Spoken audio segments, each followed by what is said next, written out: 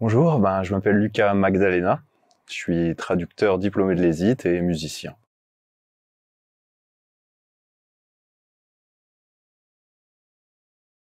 Alors après un bac littéraire, moi je suis rentré en classe prépa au lycée Poincaré à Nancy, donc pendant 2 ans des classes prépa littéraires classiques à l'époque, le concours d'Ulm, mais j'ai préféré passer l'ESIT en réalité et je suis rentré à l'ESIT sur concours déjà à l'époque et j'en suis sorti diplômé en 2013 d'un master professionnel en traduction.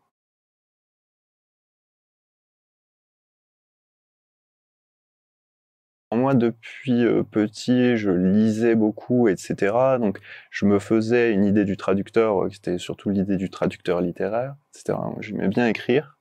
Je pense qu'il faut aimer écrire pour, euh, pour devenir traducteur, parce que c'est ce qu'on fait. En définitive, on écrit beaucoup en français. Euh, Moi, la traduction, on va dire, j'ai compris que l'école normale sup n'était pas pour moi. À un moment, je me suis rendu compte que ma vocation était peut-être pas d'enseigner. Et pour un littéraire qui fait, quand on fait des classes prépa vers Ulm, c'est vraiment le débouché. Vous voyez, effectivement, il y a des écoles de commerce ou Sciences Po, mais la grande masse des gens va finalement faire soit une LLCE, lettres modernes, etc. C'est grâce à une personne que j'ai appris l'existence du concours de l'ESIT. Voilà. Mais j'étais déjà engagé, de toute façon, dans ma prépa, j'étais déjà engagé sur une équivalence LLCE, etc. Donc c'était déjà les langues, voilà. Dès le lycée, moi, j'avais déjà 5 langues, 2 langues mortes et 3 langues vivantes. Ouais.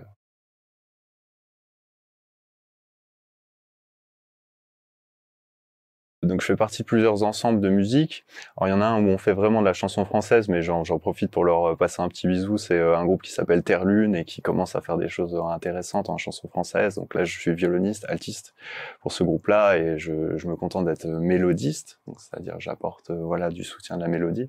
Mais j'ai mon propre groupe, oui mon propre groupe dans lequel effectivement on chante dans plusieurs langues, on écrit. C'est un groupe de composition, on va sortir des premières choses cette année qui s'appelle Dr. Crank. Voilà, basé en Moselle. Donc, et dans ce groupe-là, oui, un des intérêts du groupe, c'est notamment de rapper et de chanter dans plusieurs langues. Donc ça a vraiment un rapport dans le sens où je pense que pour le traducteur, ça peut être intéressant de pas rester tout le temps dans l'écrit, parce que nous on est très attaché à l'ordinateur, très attaché à l'écrit, et de vraiment aussi aller se nourrir à ça, parce que c'est peut-être un aspect moins important professionnellement, mais d'aller parler non seulement la langue étrangère, voyager et de pratiquer aussi l'art et quoi que ce soit en fait, en vérité dans nos langues de travail. Euh, pour conserver le goût aussi, vous voyez, de la chose et pas seulement être tout le temps dans le texte technique. Et je pense que ça entretient aussi la curiosité de pouvoir se dire oui. À un moment, je vais traduire des réglementations sur la réduction des hydrofluorocarbures, d'accord. Et à d'autres moments, je vais parler de l'état du monde ou de l'amour dans aussi cette langue qui me sert à travailler. Et ça aide à peut-être garder un rapport personnel avec la culture dont on vit aussi dans un certain sens.